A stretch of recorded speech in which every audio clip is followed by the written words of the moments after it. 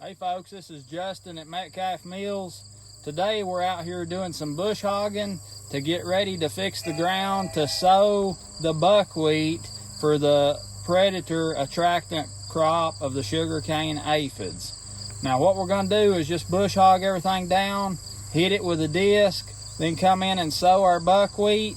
We're going to do it between the successions of sorghum cane and then on the outside. So we're going to get a lot of coverage. Now it's a little late because we had that big storm hit here at the very time that I was planning on putting the buckwheat in, and it was a lot of rain, so it held us up quite a bit. It may not make it to being mature and blooming by the time the sorghum cane needs it to be. But we're going to put it in. It's a good cover crop anyway. It's not going to do anything but help. Folks, this is the break between the sorghum cane. This is where the buckwheat is going to go in. So I've got 4 rows of sorghum over here. That's 2 runs because we run about 1,000 row feet to a run of sorghum. So these rows are a little over 500 feet long. So 2 rows is a run, 2 rows is a run. Then we got this break to put our buckwheat in, and then 2 rows, and then 4 more rows, and then another break, and so on. But we'll disc this up and sow our buckwheat in here.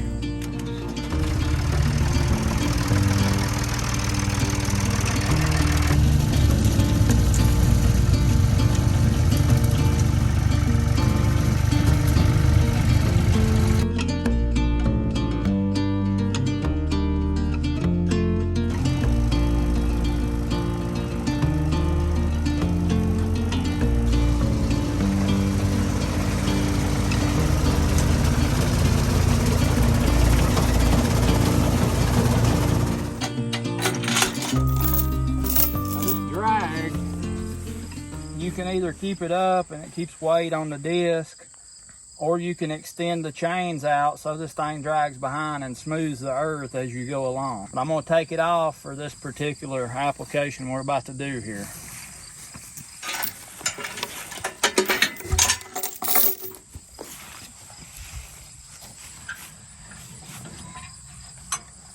Yeah, that lowered the front cutter disc, and that'll make it run more level.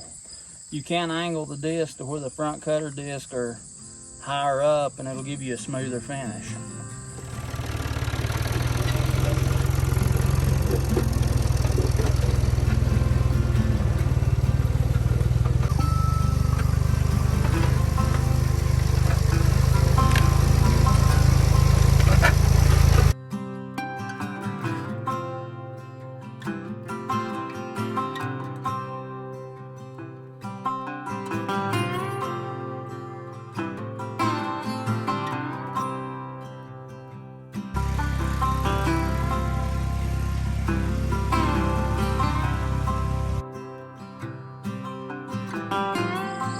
Alright folks, I have bush hogged around the sorghum cane.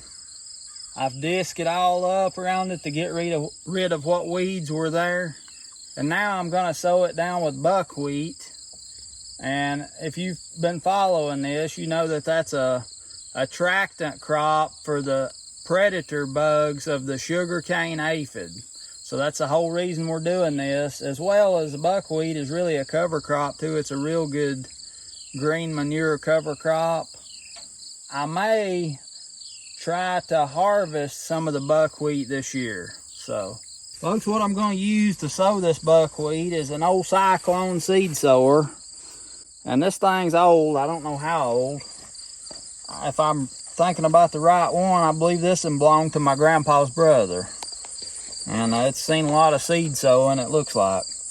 But the way it works, you just put your seed down in here, and there's a little gate down there in the bottom, and this little wooden trigger, it opens that gate. Now you can loosen this thumb screw and slide this metal wire back, and it will hold it wherever you want it. But I'd rather just use my finger and open it when I'm running. That way I can adjust as I'm sowing and get it exactly where I want it. And then I can just let off to close it up when I stop. But you do that, and you hold it as you're walking like this, and you just crank the handle and it turns that spreader. It's a little stiff. Let's see. Get a little grease here and see if we can't make it run a little easier.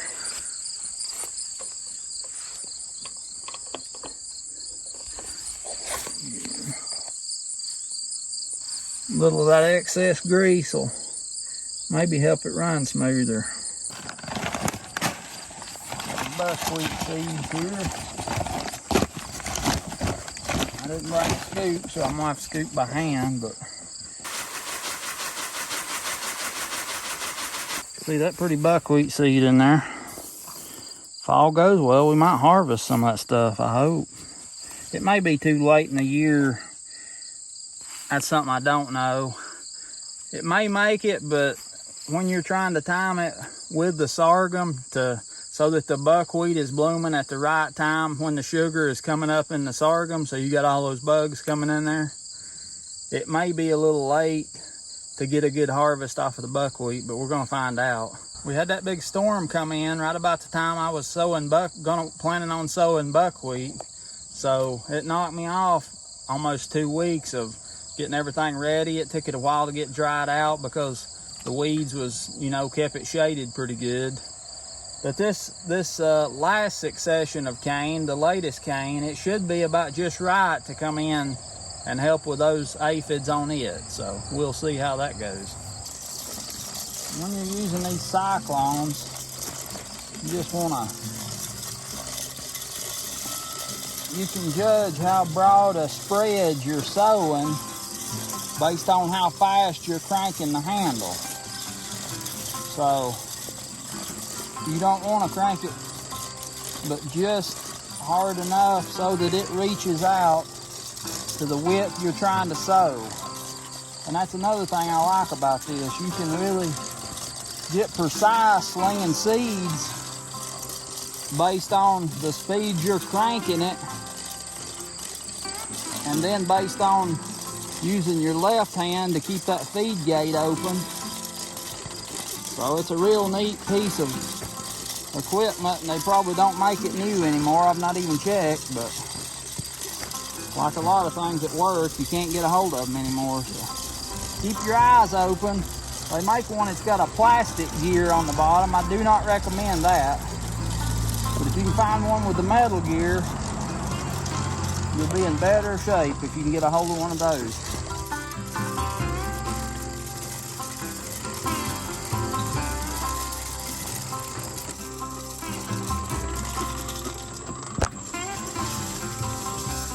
All right, folks, we prepared this ground, and now we've sowed the buckwheat, and now we're waiting on some rain to make it sprout. It ought to be up between 1 to 2 weeks, and they say it's mature at 45 days.